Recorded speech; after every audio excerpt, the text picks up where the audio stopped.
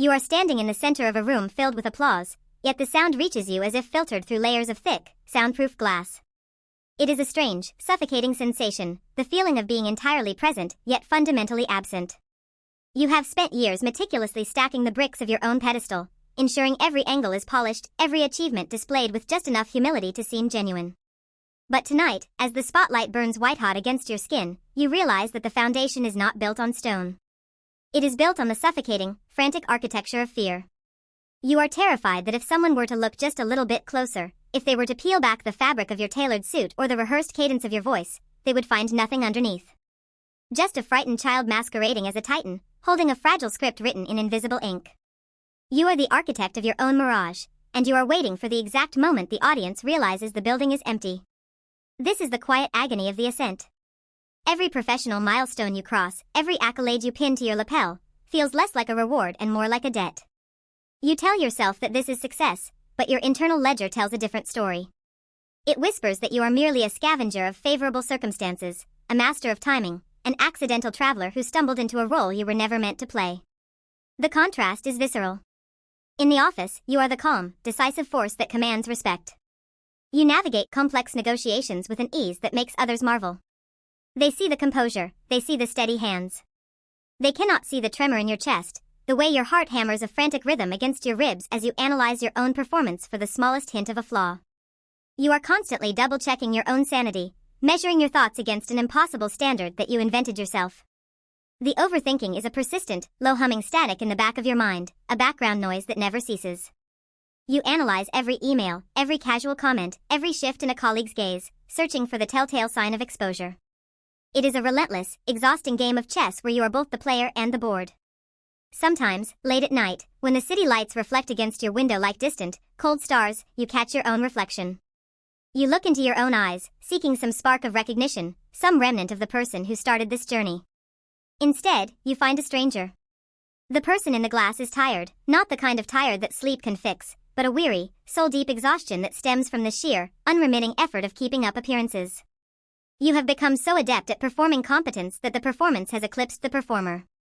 You no longer remember how to exist without a mask. If you were to drop it, if you were to simply stop and breathe for one moment without calculating the consequences, who would be left? You suspect there is nothing there, just a void shaped by years of trying to be someone worthy of the view from the top. The irony is that the higher you climb, the less you feel. The air is thin here, and you are starved for a connection that feels real, something that isn't contingent on your output or your status. You have everything everyone wants, yet you feel as though you have nothing at all.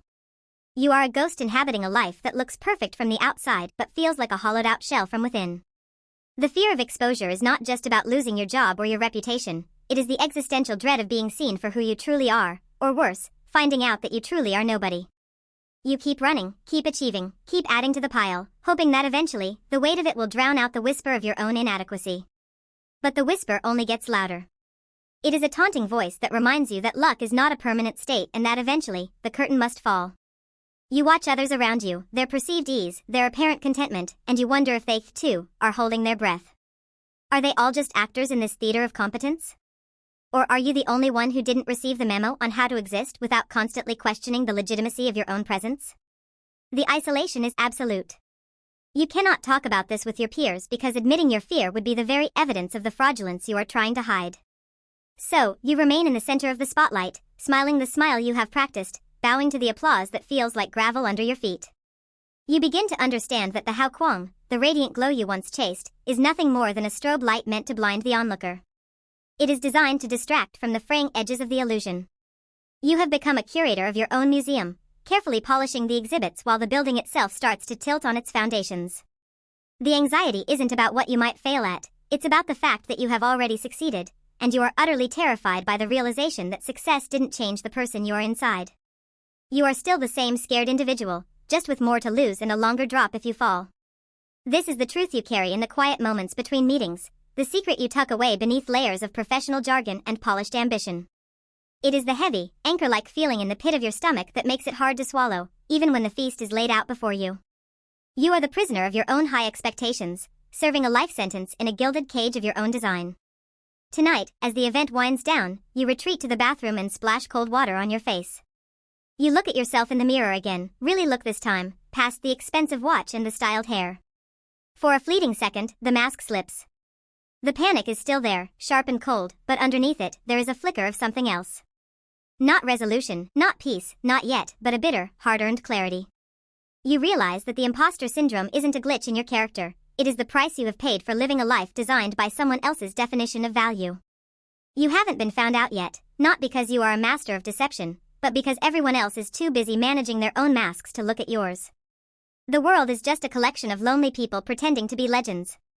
And in this moment of raw, unvarnished honesty, you understand that the only way to survive the height is to stop looking for validation in the thin air, and to finally acknowledge the heavy, trembling person standing on the ground, waiting to be allowed to just be. Adored by thousands, known by none. The higher the pedestal, the deeper the fall.